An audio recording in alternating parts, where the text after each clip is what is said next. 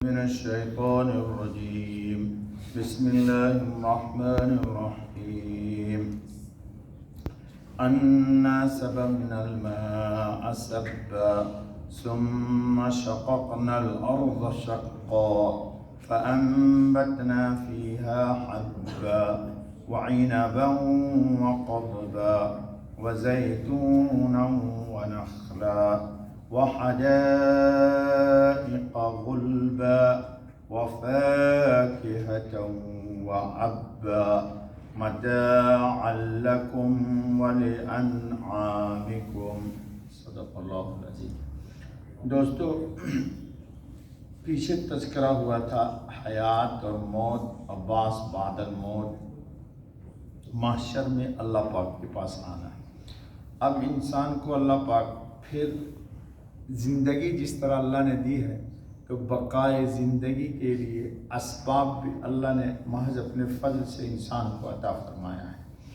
جی انہی اسباب کا آج ذکر ہو رہا ہے کہ انسان اللہ کی مختلف کس طرح نعمتوں کو استعمال کرتا ہے۔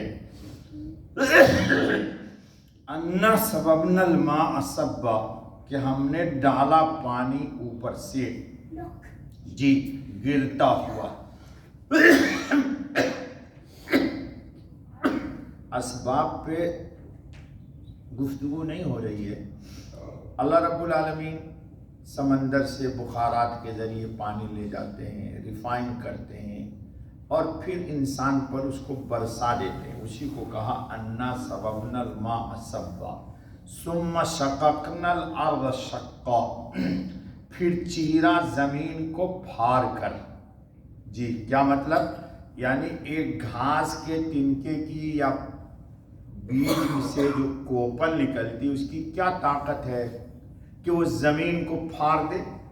اللہ پاک فرماتے ہیں کہ ہم اپنی کمال قوت سے زمین کو پھاڑ کر کے گھاس کو اگا دیتے ہیں، یا دانے کی کوپل کو کیا کرتے ہیں؟ زمین کو چیر کر کے پھاڑ کر باہر لاتے ہیں۔ اس کے پیچھے کس کا ہاتھ ہے؟ قدرت کا، اللہ رب العالمین کا۔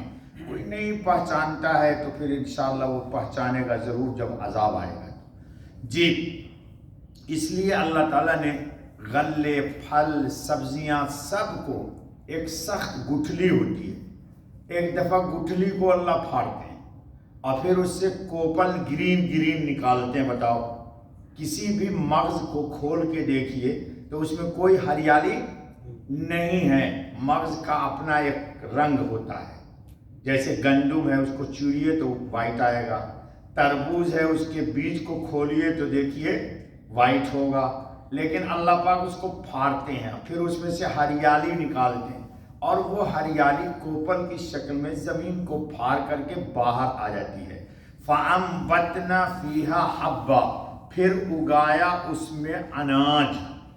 جی پہلے بھی اس پہ کلام ہو چکا ہے کہ ایک پودا نکلتا ہے، پھر اس میں 7 نکلتے ہیں اور پھر 7 بالیاں لگتی ہیں اور ہر بالی میں 100 حبہ، 100 دانے، تو ایک دانے سے 700 دانہ یہ کون نکالتا ہے؟ اللہ۔ اور اس پر نہیں یقین آئے تو ابھی یقین کر لیجئے، آدم آئے تھے پھر تنہا اور ان کے ساتھ ان کی اہلیہ آئی تھی حوا، تو 2 سے پہلے ایک سے آدم سے حوا بنائی گئی اور دونوں سے اس پوری کائنات عالم کے بلین پتہ نہیں کتنے انسان تو مر گئے، کتنے زندہ ہیں اور قیامت تک یہ سب ایک ماں باپ کی اولاد جی ہے کہ نہیں اولاد؟ جی اور قیامت تک ہوتے رہیں گے نہیں ہوتے رہیں گے؟ دنیا بسے گی نہیں بسے گی؟ وَعِنَبًا وَقَضْبًا، اور انگور اور ترکاری، وَزَيْتُونًا وَنَخْلًا، اور زیتون اور کھجوریں، وَحَدَائِقَ غُلْبًا، جی اور گھنے باغ، جی حدائق غلبا، وَفَاكِهَةً وَعَبًّا، اور میوہ اور گھاس۔ گندم آپ کھا لیتے اور گندم سے جو بھوس نکلتی ہے وہ آپ کے جانور کی خوراک بن گئی۔ اللہ نے ایک ہی درخت سے آپ کو بھی پالا اور آپ کے جانور کو بھی کھلایا۔ متاعا لکم، تمہارے اور تم والے انعامکم، اور تمہارے چوپایوں کے لیے۔ یہ سب انتظام کس نے کیا ہے؟ اللہ تعالیٰ. نبی پاک خاتم النبی صلی اللہ علیہ وسلم نے فرمایا ان الدنیا خلقت لکم وانکم خلقتم للآخرہ. اللہ نے پوری دنیا کی ہر چیز، چاند، سورج، یہ وہ جتنی بھی چیزیں ہیں، یہ سب اللہ نے آپ کے لیے پیدا کی. ان الدنیا خلقت لکم وانکم خلقتم للآخرہ. اور آپ کو اللہ نے کائے کے لیے پیدا کیا؟ آخرت کے لیے پیدا کیا کہ ان نعمتوں کو کھاؤ اور ان نعمتوں کو پیدا کرنے والے منعم حقیقی کو جانو اور پہچانو اور ان کا شکر بجا لاؤ.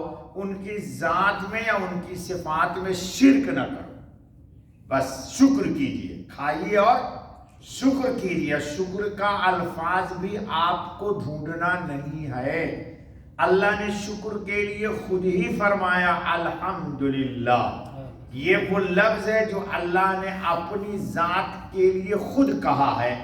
الحمدللہ رب العالمین، الحمدللہ فاطر السماوات والارض.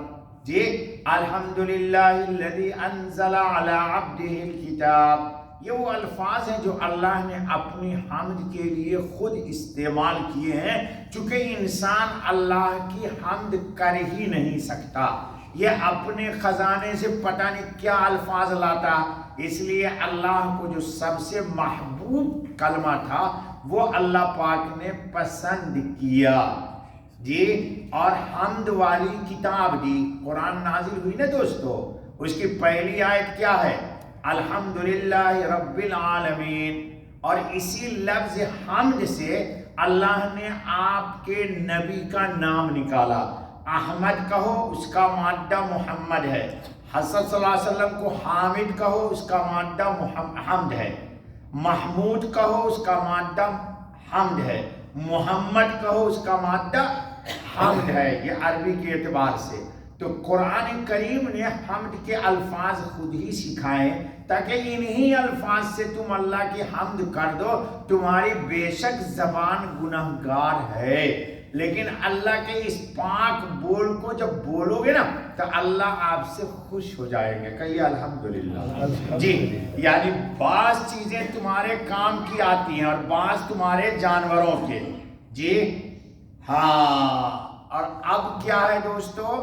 یہ جو آیا نا اب، ایک تو ہمارے ابا ہیں جن کو ہم والد علیہ الرحمہ کہتے ہیں، لیکن یہاں پر قرآن میں آیا اب. اب سے مراد ہے جانوروں کے کھانے کی چیزیں. مغز تو آپ نے لے لیا گندم کی شکل میں، چاول کی شکل میں، مسور کی دال کی شکل میں، چنے کی شکل میں، مٹر کی شکل میں، تمام انواع و اقسام. اور اس سے جو بھوس نکلی، اس بھوس کو کس کی خوراک بنایا؟ گائے کی، بھینس کی. اور وہ بھوس کھا کر کے وہ سفید دودھ دیتی ہے آپ کو. کبھی سوچا آپ نے کہ بھوس میں کھا کر کے دودھ دیتی ہے؟ وہ کیا دیتی ہے؟ دودھ. اور پھر گوشت بھی دیتی ہے، اور اس کے جسم پہ بال بھی ہیں، وہ اون کے کام میں استعمال ہوتے ہیں. اللہ رب العالمین کہہ رہے ہیں یہ سب تمہارے لیے ہے. جی اب انشاءاللہ اگلی آیت میں تذکرہ پھر وہیں لے چلیں گے. اللہ کہاں کہ تم کو آخرت کے لیے پیدا کیا، جس کا کل تذکرہ ہوگا انشاءاللہ. فَإِذَا جَاءَتِ الصَّاخَّةُ. قیامت آئے گی، قیامت آئے گی. جو مر گیا اس کی تو آ گئی، ہماری نہیں مرے ہیں ابھی تو نہیں آئی ہے، لیکن آئے گا. ایک بڑا قیامت کا دن آئے گا سب کے لیے. بس بابا سبحان اللہ وبحمدہ، سبحان اللہ العظیم، سبحانک اللہم وبحمدک، واشہد ان لا الہ الا انت استغفرک واتوب الیک. ہو گیا.